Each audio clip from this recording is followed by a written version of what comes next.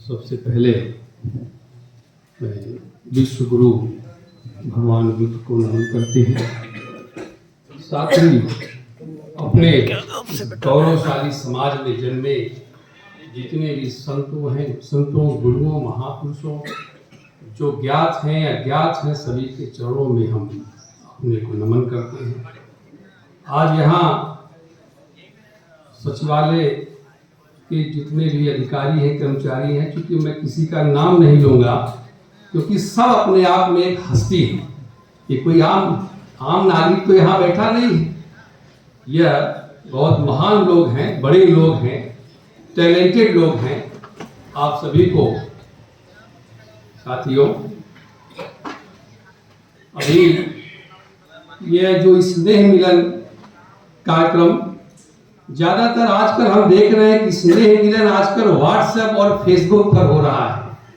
लेकिन आज के इस दौर में अगर आप लोग व्हाट्सएप और फेसबुक को छोड़ करके सशरीर उपस्थित हो करके स्नेह मिलन करने आए हैं तो मैं समझता हूं कि जो लोग भी यहाँ हैं वो असली समाज के लोग हैं। मैं आपका अभिनंदन करता हूं, आपका स्वागत करता हूं।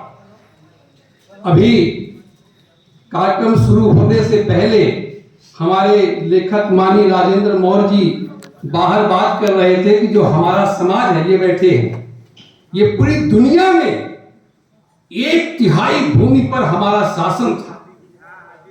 तो बात तो हम लोग इतिहास तो पहले से ही जानते थे, लेकिन जब जब अच्छी बातें, प्रेरणादायी बातें और ओरिजिनल बात जब सुनने को मिलती है तब तक कलेजा चौड़ा हो जाता कि वाह, हमारा शासन, हमारा राज, कभी इस धरती 1/3 धरती पर हम शासन करते थे। और आज हम भले आज इस लोकतंत्र में अभी पूरी तरीके से देश पर हमारा कब्जा भले न हुआ हो, लेकिन आज जो लोग बैठे हैं वह एक कड़ी है उस शासन को प्राप्त करने की।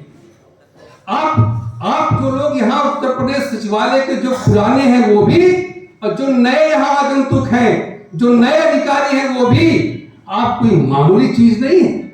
आप बहुत बड़ी हस्ती हैं।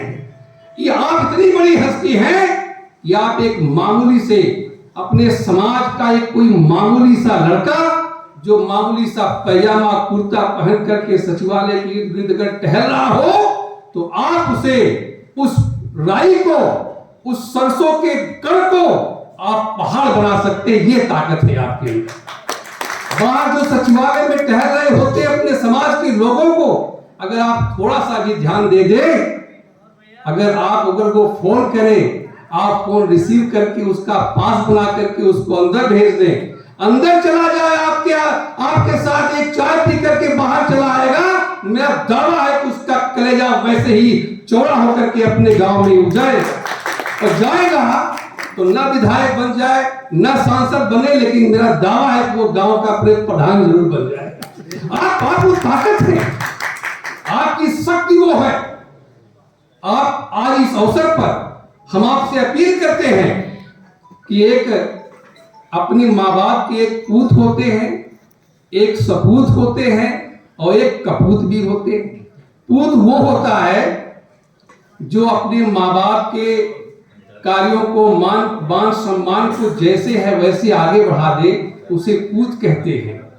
और एक कपूत होते हैं जो अपने माँ बाप के सम्मान को मिट्टी में मिला दे, उसको कपूत कहते हैं।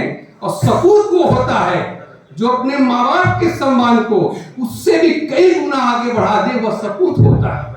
यानी मैं ये कह सकता हूं कि आप लोग पढ़ लिख करके मेहनत से अधिकारी बन गए हैं तो आप अपने माँ बाप के सपूत हैं। लेकिन इस अवसर पर मैं कहना चाहता हूं, आप तो अपने माँ बाप के सपूत बन गए हैं। मेरा निवेदन है इस अवसर पर कि आप अपने समाज का भी सपूत बन करके दिखा दीजिए। आप सम्राट अशोक का सपूत बन करके दिखा दीजिए, आप भगवान बुद्ध का सपूत बन करके दिखा दीजिए, तो मामला बन जाएगा, समाज बन जाएगा। आप समाज बनाने की एक बहुत महत्वपूर्ण कड़ी है। अब तो मैं नाम नहीं लूंगा उस पवन पुत्र हनुमान का, तो जो एक मिथक है, जो भी हो, सही हो, मिथक है, लेकिन कहा गया कि उनको उनकी शक्ति का एहसास दिलाया गया, तो कितना बड़ा महान कार्य हो गया। उसी तरीके से आप कम नहीं हैं। कोई अगर आपको आपकी शक्ति का एहसास दिला दे, आपको अंदर अगर ये भाव आ जाए कि हम वो ताकतवर चीज है, तो हमारे समाज का भला हो जाए। और एक बात मैं और कहना चाहता हूं इस अवसर पर, कि एक धारा चुन लीजिए। गांव से आप लोग निकले हैं, कुछ लोग 1-2% लोग ही शहर के ये लोग निकले होंगे, ज्यादातर लोग गांव से आए हैं। गांव से लेकर के यहां तक समाज में एक तरफ मानववाद है, एक तरफ विषमतावाद है। आप लोगों ने महसूस किया होगा। ऐसा नहीं कि जो गांव में है वही जो है ये है, ये वो मानववाद और ये विषमतावाद है।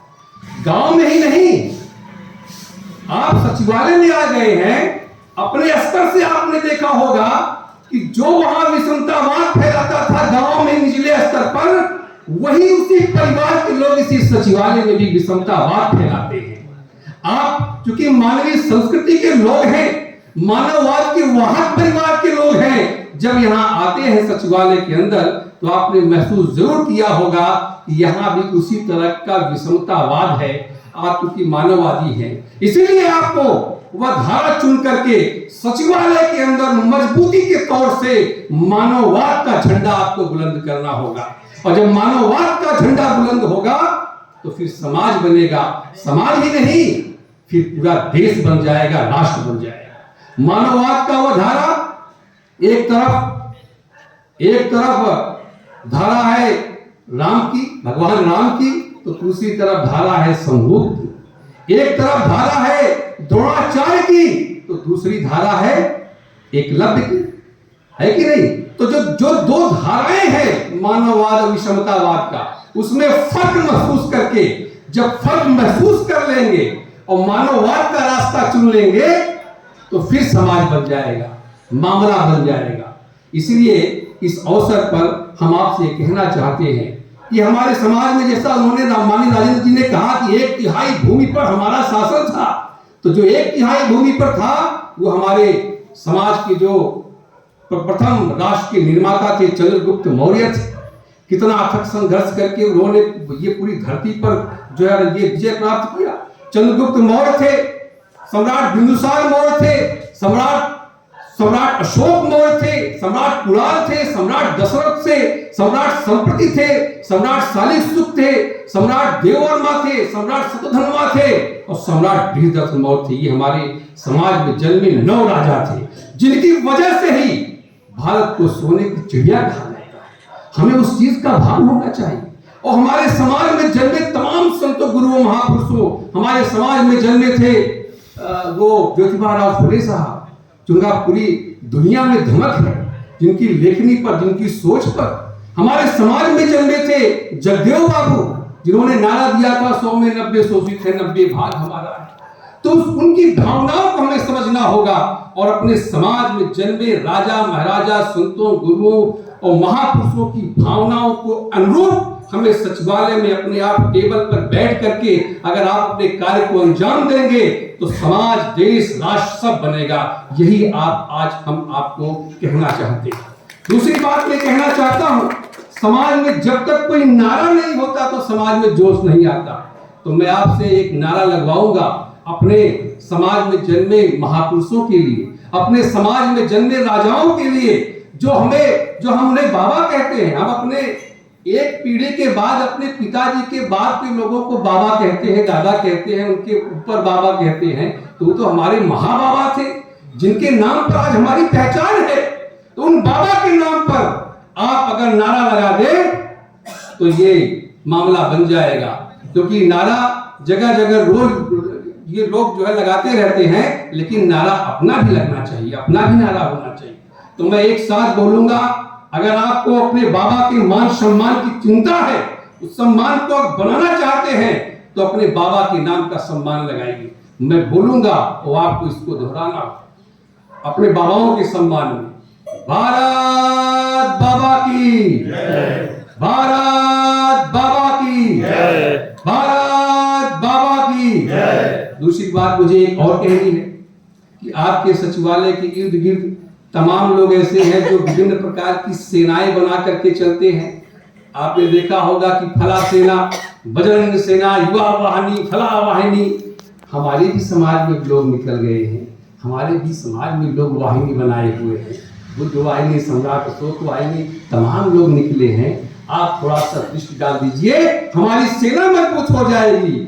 आपके अंदर वो ताकत है।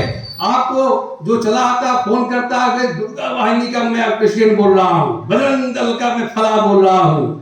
जब कभी फोन जाए कह दे सम्राट अशोक सेना का मैं प्रेसिडेंट बोल रहा हूँ, आप उसका फोन रिसीव करके बुला दीजिए। तो जाकर के गांव में वो काम करेगा कि फिर से अपने वही पुराना भारत वापस लौट आएगा जो आप लोग कर सकते हैं, क्योंकि आप रीढ़ हैं, आप शासन प्रशासन की रीढ़ है, आप बुनियाद है। इस बुनियाद को अगर मजबूत हो गया तो हमारा समाज मजबूत हो जाएगा। इसलिए मैं आज आप सभी से यह निवेदन करता हूं कि जहां रहिए समाज को मजबूत करते रहिए, क्योंकि हमारा समाज कोई मामूली तो है नहीं, हमारा समाज तो गौरवशाली है। पूरी दुनिया का सबसे गौरवशाली समाज है तो हमारा मौर्य शाक्य सैनिक कुशवाहा समाज है, जिसने पूरी दुनिया को बौद्ध धर्म दे दिया, मानवता का संदेश दे दिया। आज सर्वत्र पूजा है। विदेश की धरती पर आप चाहे जितने भी लोग हैं, मैं नाम तो नहीं दूंगा चूंकि जो है जो टैलेंटेड लोगों की ये लोगों की सभा है।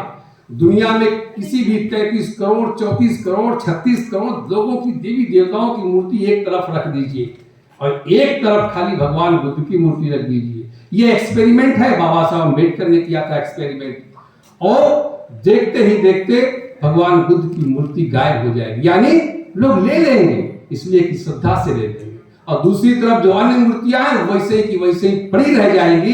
इसका मतलब है कि पूरी दुनिया में हमारा बोलबाला है। तो जो जिसका बोलबाला पूरी दुनिया में हो, वो फिर क्यों वो मासूमियत से भी बैठे।